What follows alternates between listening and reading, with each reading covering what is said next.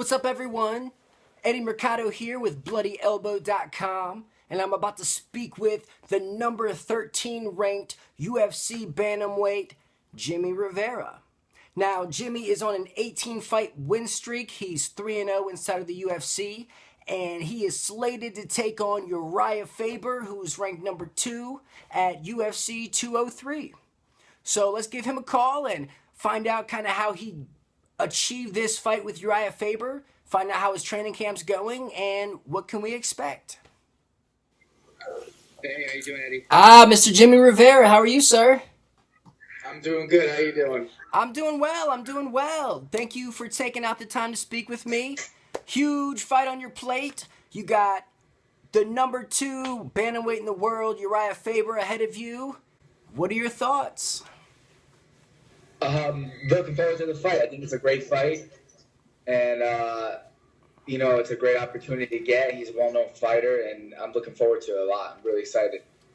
Okay, now you're 19-1, crazy hot streak, 3-0 inside of the UFC, including a insane knockout in like a minute and a half of Marcus Brimage in your debut.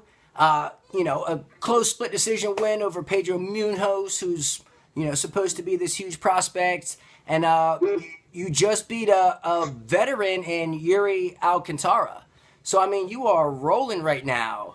And, you debuted a year ago, roughly, just over a year ago, and you are already fighting the number 2 guy in the world. How did this come to be? They actually offered me, a couple people already, and, I said yes, and they said no. And actually, away. Carrie obviously said no. It was a dangerous fight for him. He wants to pick and choose his fights. So they had 4 other guys. So Sean, Shelby was like, if Carrie doesn't want to take the fight, who would you want to fight? And I said, well, out of those 4 names, my favorite was at the top of the list. I said, well, if he doesn't want to take the fight, I would want to fight Faber, and it would be great. So about a week or 2 later, contact me. Uriah Faber, September 10th. I said, awesome, let's do it. Okay, cool. Such a huge step up. What an opportunity. A lot of guys don't kind of get that. What makes you so special to where you're going to get right up there in the heat? Because with the win, you're in title contention, right? Would you say?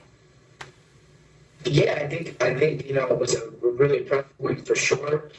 With the win, I think we might be one more fight if it goes to decision. I've been around training for a while, fighting for a while. In order to beat us, you got to find the best. So, when they give me the names and he was at the top of the list, he's the best. Let's go with him, And pick it up. It depends how the pieces fall. Like, people take fights and don't fight, and it's really hard, actually, sometimes in the UFC to get fights because, some people want a shot right or don't want a tough fight or they want something else. And, it's hard for someone like myself to come up and, get fights and work my way to the top. Okay, awesome. Now, let's back up for a second. Your first kind of appearance in front of the UFC audience was the Tough Ultimate Fighter Season 14. Now, can you kind of talk about your mindset coming off of that and just where you were mentally on your road back to the UFC? Right after the fight, I was like, man, I messed up. I didn't train right for that fight. I fought at 45, and I always think myself, I compare myself, saying like I should have trained like Frank Yeager, how he fought at 55, 45, that was in unbelievable shape. I decided that, I want to try to lift and get bigger, but I should always, worry about my cardio first. And by the second round, I gassed out, and I fought Dennis Munoz, who's obviously a tough opponent, and I've actually got to train with him a lot since then, and we've stayed in contact and been friends and stuff like that. He's an awesome guy, and he wasn't, it wasn't that easy fight. He ended up going to the finale, and he ended up coming short, but now he's doing unbelievable at 45. Better than Brendel is doing, and it was a tough fight, and sometimes it happens. You make mistakes, and you learn from your mistakes, and you get better. And it took a couple of years to get back, but I just put my head down and kept working hard. Okay, now your UFC debut, how did it feel to get that kind of redemption? You're back in front of the UFC crowd and minute and a half spectacular knockout. What did that feel like? Yeah, I mean, it felt awesome. I mean, I don't think it was any redemption. I had nothing against Marcus. He's the nicest dude ever. Really cool guy. I think it was just, it was my opportunity. He dropped down to 35. I was going in there. I'm going to fight whoever they want me to fight. Last minute notice, you get that call. You're like, all right, you just say yes because as last minute, it's your way to get in the UFC. To get the knockout, it just felt unbelievable. You know what I mean? It felt there's no words to express. There's no drug that compares to it. How about that? It felt great. And first UFC fight, get the knockout, walk out there in Scotland, make history too, because the first UFC in Scotland too. It felt awesome. It was a great experience. Okay, cool. You went on to fight Pedro Munoz, exciting back and forth battle, and then you get Yuri Alcantara, who is, he's been around. He's got like 1 million fights or something like that, and that was a very impressive showing. You seemed real composed in that fight. What were your thoughts about facing such a veteran? Well, they gave me a couple. Same thing was that fight. They gave me a couple names, and at the top of the list was Uri. And I want to get to the top 15 and work my way up, so I picked Uri. I didn't want the other guys that weren't ranked. And my thoughts on the fight was I was surprised. I've seen him fight so many times, and I watched him. He has a big record and an impressive record, and he's been around for a long time. And for him to not be so aggressive in the fight, I was very surprised. Like I was thinking the fight was going to be like Pedro Munoz's fight, where we just traded back and forth. Like Pedro came in to fight, and I thought the fight was going to be like that, and it ended up not being like that, and I was actually very surprised. I was like, wow, this is, it's different. So I was doing different things to kind of bait him, but he just, wasn't taking that bait. He was being really conservative, and so I was just, I wanted to be smart. He wanted me to rush in. I knew he wanted me to rush in, but I wasn't going to play his game. I was stick to my game plan and, do what my coaches said and get the fight and get the win. Obviously I want to always win by, knockout or a submission. I want to finish the fight. You never want to leave it in the judge's hand. But I thought I did what I had to do to get that win. You know what I mean? It's kind of hard when you fight someone that is not in there to engage, that they're running away, they keep backing up. So it's tough. Like some people want to see the finish, and you want to give them what they want, but it's hard to do when someone runs. So it's a hard thing to do. You know what I mean? You can't put on a fight like that. You know what I mean? A great exciting fight if they're running away all the time. Well, there may have been a bit of running, but still, it earned Fight of the Night. And you got a nice little bonus associated with that. Did you buy anything cool? No, nothing cool. Saving up. My girlfriend and I are looking to, buy a house soon, so I saved that money to invest it on a smart thing, get something that we can enjoy for the rest of our life. Okay. Now, you definitely held your own against Alcantara and then some. Where would you rank yourself? The UFC puts you at number 13, but personally, where do you think you fit in? I never thought about that. You're actually the first person to ask that. Excuse me. I don't know. I believe I'm up there as a top 5. You know what I mean? And it just kind of got to work my way up there and get the fights to help me get to the top 5 and look for the title shot. I've told people numerous times it's kind of hard in the UFC. You're fighting the best. First of all, you're fighting the best out there. It's not like other promotions where, I've been in so many different promotions where you get a fight, you beat the person, now you're getting a title shot. There's a lot of people to work your way up to the top. So, it's hard. I think I'm in the top 5. I just, got to get the right fights, and this was the right fight, and I'm so happy it fell into my lap, and I'm happy Uriah Faber took the fight. I really appreciate it. Yeah, absolutely. Now, Faber's coming off a tough loss in the trilogy against Dominic Cruz. What were your thoughts on his performance in that? I think his game plan was a little off. You know what I mean? I think his coaching was, a little off on what they wanted him to do. Cruz does a lot of things to set up a person, and if you don't learn from that from the first fight, obviously choked him out, but the second fight, it was a close fight, but it did the same things, and if you don't learn from that, you're not going to be able to beat someone. You know what I mean? And I think Uriah tried, and he gave it his all, but he just he fell short, and Cruz is the more technical fighter and beat him to it, and it happens. You know what I mean? And you kind of got to look at that. You got to see what you need to fix and go back to the drawing board and fix it. And that's what happens when you take a loss and you lose someone that caliber. Cruz is a very smart fighter. Yeah, and Uriah is right there with him too. What do you think of Faber, though? You think we've seen his better days? You think he's kind of lost a step, and maybe this could be the fight where the wheels start to fall off? You know what? Everybody asks me that. I don't know. You know what I mean? You can only tell by when the person gets in the cage. I mean, he kept pushing the fight, and Cruz fight, and he kept going. So it didn't look like he was, that tired. But you never know. As you get older, you're never the same. You know what I mean? All the fighters know that. He says he feels great. You can only see on September 10th what happens and who shows up for the fight. Okay, now you just faced a veteran. Now, I don't want to say you're facing even more of a veteran, but you're definitely facing top flight, cream of the crop competition in Uriah Faber. How do you kind of game plan for that, going in? I understand you train with Tiger Schulman, famed coach. What do you got in store? Yeah, you look for what he's strong at, and you learn how to defend it, and you look what his weaknesses are, and you take advantage of that. You know what I mean? And that's with every fighter. I think every fighter, they study everybody, and they want to see what they're good at and what they're not good at, and take advantage of it. And that's basically how every training camp goes. You know what I mean? There's different things the person's good at, and there's different things they're not good at. And you want to take what they're not good at and put them in that element and be able to beat them. As a fight prediction, I feel like more he's going to try to wrestle me and try to out-wrestle me. But, I'm training was the best. I'm going tomorrow to spar with Frankie Edgar. I've sparred with him numerous times. I've sparred with Marlon, who's the World Series champ.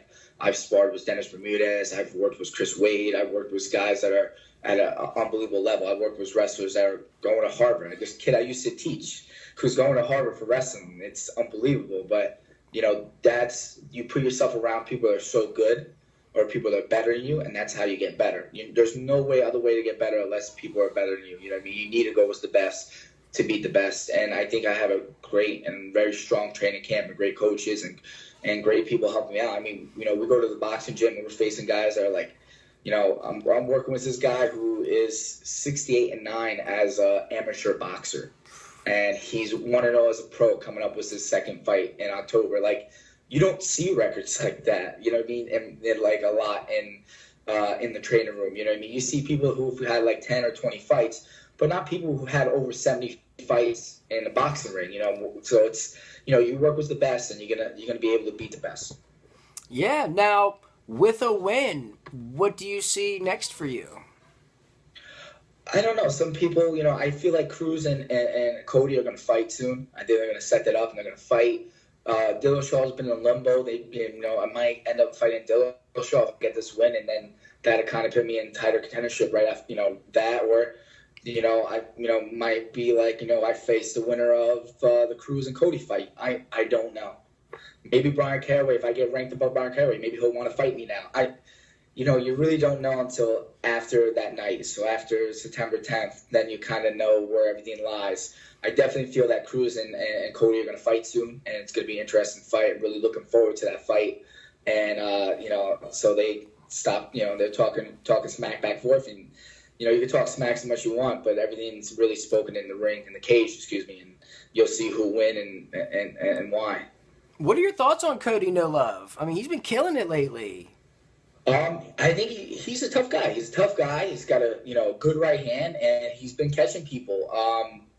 A lot of the people he's been catching, I don't think they're at the same caliber boxing wise. And I think with that said, he's gonna go against his toughest opponent, which is Cruz next, and it's gonna be a very tough fight for him because Cruz is very crafty and is very, very technical, so it's going to be a very interesting fight. I mean, they're talking smack back and forth, and Cruz is saying, I don't get hit. I get hit 30% of the fight, or 30% of all my fights, and, so it's going to come down really to, Cody's game plan, if he's not going to fall into the Cruz's fakes and stuff like that, and he's going to be able to work off of everything and fight smart. You can't say any more than that until the fight happens. Okay. Now, with Brian Caraway, do you think he doesn't want to fight you because you're not in the top 5 as of right now? Or do you think he's just ducking you because he just doesn't want to fight you? I think he just doesn't want to fight me because he knows it's a tough fight and he knows I could beat him. And he doesn't want to take that loss. If you ever notice, he always picks and chooses his fights. Sterling the same way. They offered me Sterling before. He said no. Kerry said no a couple times. Masazaki, I was supposed to fight Masazaki, but he said no. I said yes. I pretty much said yes to everybody that gave me. You know what I mean? They even gave me Almeida. I said yeah to Almeida, just not in Brazil. You know what I mean? I fought in Brazil one time, and it was an experience, and I think I'm good for that one experience. I'm one and done. Brazil was awesome. It was beautiful, but it's a different atmosphere. You know what I mean? I kind of like staying in the U.S. But I said that, but he had to. I gotta respect Sean. He had to keep him in the in Brazil card unless something happened. And obviously something happened, and they moved him and Cody into the main event in Vegas, and I was fine with that. You know what I mean? I'm not gonna get mad or upset. It's just the way it is. You know what I mean? And that's it. But I'm pretty much down to fight whoever. I just give me time to train, and that's it. Okay, now do you have any like plans to call someone out with like you go out there, you wax Faber? I mean, you made a statement at that point. I mean, why not take an opportunity to, run your mouth a little bit and let people hear you? Yeah, I think if I ever called anybody out afterwards, and I've thought about it a couple times, really more focused on that W. I want to beat, Faber. But if I called anybody out, it would be Cruz. I would want to fight Cruz next. I want to fight, or if Cruz and Cody already set the fight, I want to fight whoever wins that fight. You know what I mean? And fight for the belt. That's your ultimate goal. I mean, you want to be the best, so you got to fight the best, and hopefully by beating the best, you can now, get a title shot. So that's my ideal. Okay, now how do you feel you stack up with the former champion in TJ Dillashaw? I think really well. You know what I mean? I think he's a little different than Cruz. He doesn't move as much. But he's a lot. I think a lot easier to fight than Cruz. I mean, he'll stay in there and trade with you, and I think honestly I could beat him too as well. I'm not trying to sound cocky at all or anything like that. Just the style of his fight. He's a little different than Cruz. He tried to adopt Cruz's style, but there's only one Cruz, and there's only one person that does that style. And with Dillashaw, I feel I stack up really well. But he'll probably think differently. But only time you can show it's when you're in the cage and you're fighting, because there's no one else. You can't talk anymore. It's just you're gonna throw leather, and you're gonna see what happens. Awesome. Well, hey, you got any sponsors or people you want to give a shout out to? Yeah, I want to thank you, my teammates and my family, and Team Tiger Showman, and thank you to Tiger for the sports gear, and NutriBio, and thank you for everybody always supporting me and being a fan. Awesome. And thank you for having me on the show. Oh, yeah, absolutely. Now, how can people follow you on your journey? What are your social media platforms? No problem. They could always, I'm on Facebook, Instagram, it's Jimmie Rivera. On Twitter, it's Jimmie Rivera 135. Or if they're ever in the city, I'm at, I have a school on East 23rd Street, right in Midtown, between Madison Park Ave. And they can always come by, take a picture, come in and take class. It's just, they come by, whatever they want. Awesome. Well, before you go, I got 2 predictions I want from you, if you can. UFC 203, okay. 2 big fights I want your thoughts on. Mickey Gall, CM Punk, or Phil Brooks. Who takes that one? Mickey Gall. Mickey Gall is going to beat CM Punk for sure. He's a Jersey guy, first of all, so obviously I got to go with him. And second of all, he's going to beat him. He got someone that has no experience with someone who has experience. He's going to win. Okay, now heavyweight titles on the line. Stipe Miocic taking on Alistair Overeem. Who does it? As long as Stipe is training the same way like he trained to beat Verdum, I think Stipe is going to win. Knockout? Decision? Knockout. Okay, awesome. But you never know. That's the thing with MMA. You never know, because Overeem could get like a nice shot or a lucky shot. You never know. That's why people are asking me, I'm like, God, that's a tough fight. It's going to be an interesting fight, though. Yeah, absolutely. Well, Jimmie Rivera, thank you so much for taking out the time. You got Uriah Faber on your plate, UFC 203, September 10th. Best of luck to you, sir. Thank you. Thank you for having me. I appreciate it. Yes, sir. You have a good one. You too. Bye. So there you have it, everyone. You got the 19-1 Jimmie Rivera, ranked number 13 in the UFC. He's set to take on the number 2 ranked Urijah Faber, Legends of Legend. Tune in to see who's going to win. UFC 203, September 10th. Go check it out. It's going to be in Cleveland, Ohio, if you're in the area. Until then, go Go ahead and stay tuned to bloodyelbow.com for all of your event coverage, news, updates, and more. You can follow me on Twitter at @TheEddieMercado and go be a good person.